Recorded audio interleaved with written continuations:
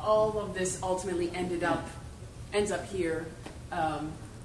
But I knew that I couldn't go into a community and talk a lot about, water quality, health, because in order to tell that ocean story, I had to back up into the creek, and then I had to back up into a storm drain, and then I had to back up into an illegal dumping problem. So it's all connected, and I kept, that was just hitting me over the head all over the place. That this urban runoff that's causing this huge epic pollution problem starts with the neighborhood problem. Starts in our in our communities. There's a proven positive correlation between green spaces and improved mental health, lower crime rates, and stronger communities. That's from the Los Angeles Neighborhood Land Trust. So what is a healthy community? And a healthy community is one that embraces the belief that health is more than merely an absence of disease. A healthy community includes those elements that enable people to maintain a high quality of life and productivity. So now, suddenly, this idea of fighting for open space shouldn't be at odds with fighting for economic growth or fighting for economic benefit.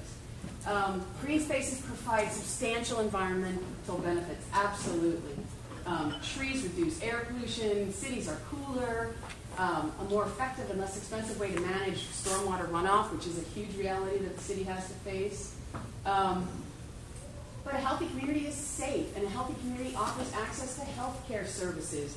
A healthy community has roads and schools and playgrounds. A healthy community has a healthy and safe environment. And there we fill the gap.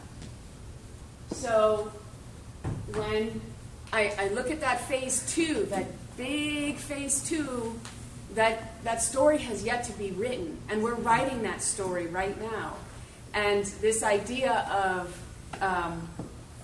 we sat on the task force for 5 years, and nobody ever told the task force that the EIR for phase 1 was available for comments. And so we missed this huge opportunity to make change or make this development a partner to the environment, a part of this equation. Part of that equation can happen. So we decided that the community needs had to drive this process. And so we came up with this idea, this community needs shaping this watershed protection, we sort of pulled back from doing, maybe we focused a little bit, where we now take community groups and we take them through a year process. We stipend them to participate in this year process. So St. Michael's Church, Vermont and Manchester, Wisdom Academy, which is also on Manchester, Youth Opportunities High School, which is in Watts, and Washington Elementary right here. Last year we worked with Jesus Loves Compton, which was out of Hosanna Apostolic Church. Joel Estrada is on the Compton School Board.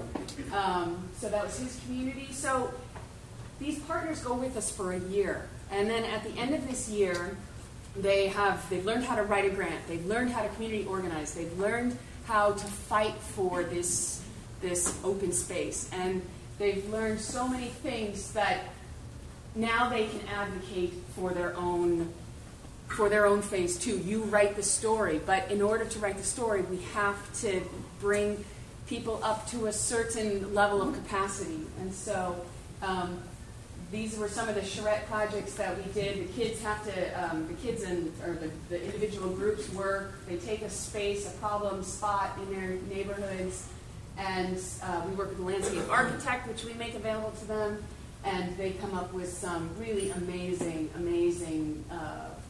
projects. This was the Vermont Median Project that had, they have no open space at Vermont and Manchester, and they have a 90-foot median, though, that runs down the middle of Manchester. So he's my motivator. That's the mighty Jasper. But this idea of reaching the community, it is imperative that Friends of Compton Creek come up from the community to write that story, because it has not been written yet. And you can have a functioning economy and a healthy environment. It happens in healthy communities, and we're standing at the precipice to making it happen here. So thank you. And,